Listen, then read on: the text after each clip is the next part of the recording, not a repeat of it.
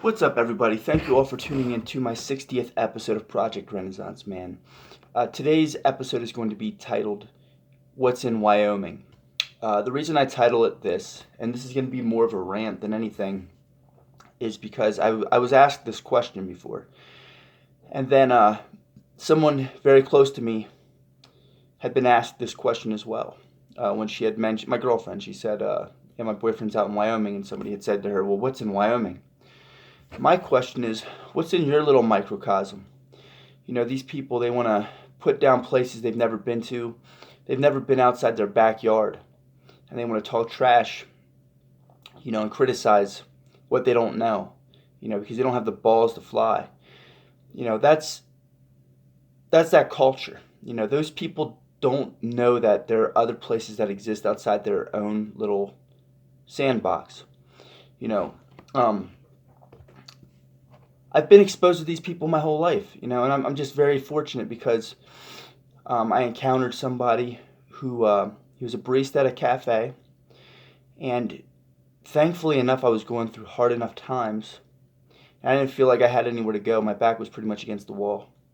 That I decided to take this leap, So it took a lot, but it is of my nature to be explorative and to want to challenge myself and prove to myself that I can do things. So that helped a lot. That was in my nature. But you have a lot of people out here. They live in small towns. They've never went outside their small town. They've lived there for every year of their lives, and they don't like the fact that there are other people that are finding better lives out there. You know, they're so caught up in their own misery they don't want to acknowledge that there are better ways. They are addicted to their misery.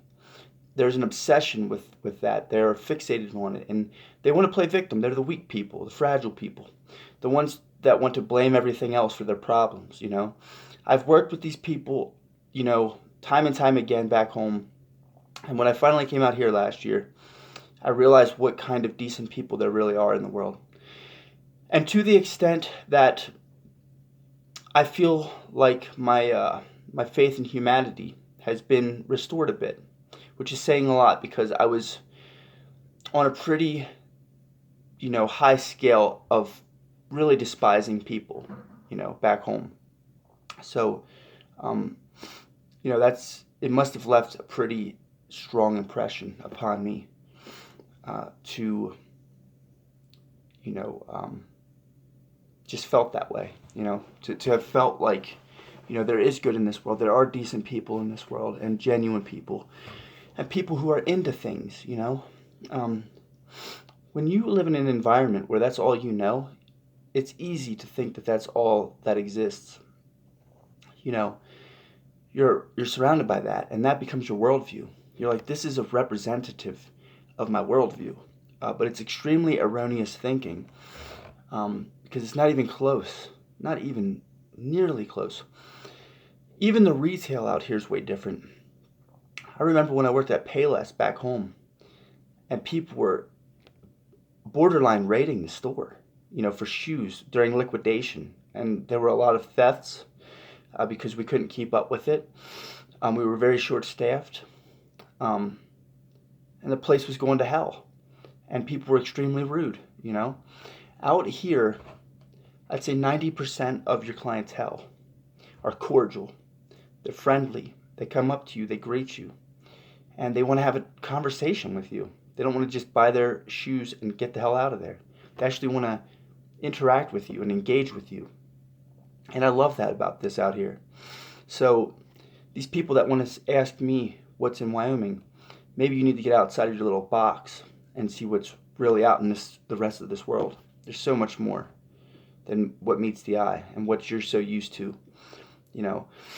And the best way I can say it is look at your conditions. Are you happy? If you're not happy, you need to change, even if it means taking a risk, taking a gamble. What do you have to lose? And that's what it took me. I was borderline homeless and bouncing around from the places of my different friends. And I was working a shit job, which isn't unusual back home because there are a lot of crap jobs back home. The three biggest job types that anybody can qualify for, a chimpanzee can qualify for this, are the restaurant business, the retail business, and what was the other one? Warehouse business. So those are the three that are always looking for help, and you could have like a terrible record, and still get those types of jobs.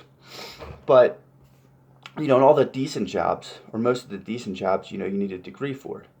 So that's why the entrepreneurial route is highly recommended, in my opinion.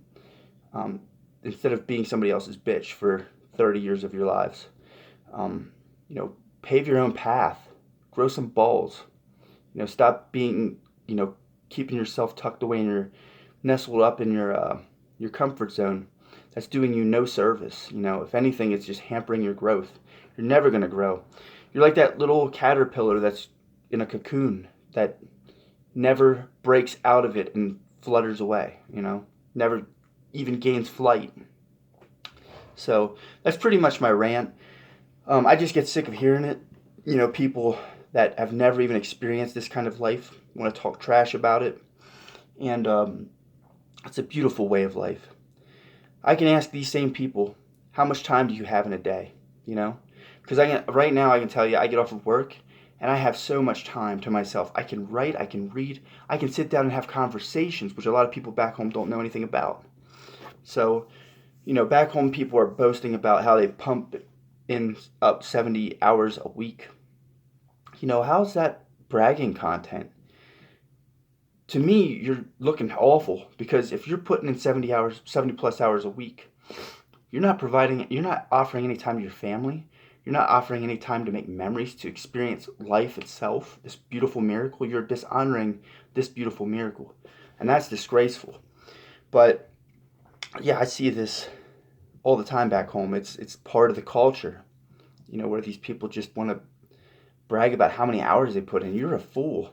And you're probably getting $9 an hour too while you're doing it. So,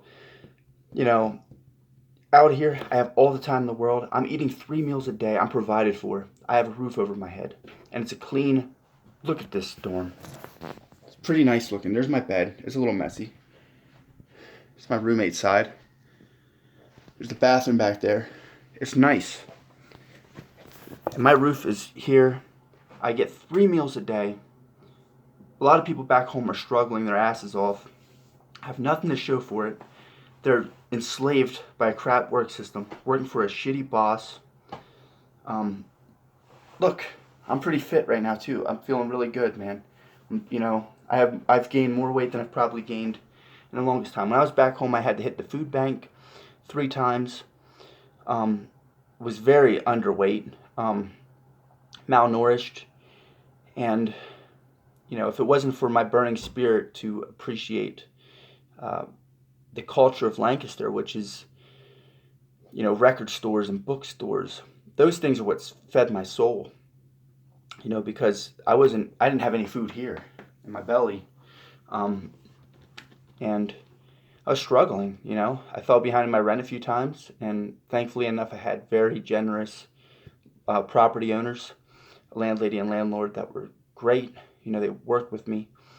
But it's amazing. This is more like family out here. It's well beyond. I mean, they have events all the time. They host things. They coordinate things. This is life, So if you want to ask me what's in Wyoming, I'm going to tell you right now what's in Wyoming. Life's in Wyoming.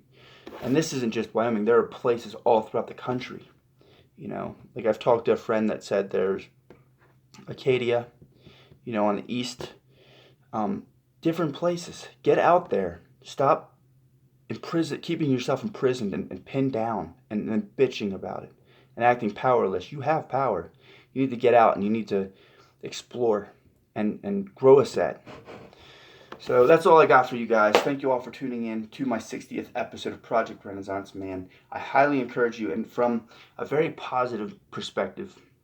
I know I kind of went off there. I was on a rant. I was fired up because I get sick of hearing it. These people that are extremely ignorant of other lifestyles want to talk about it.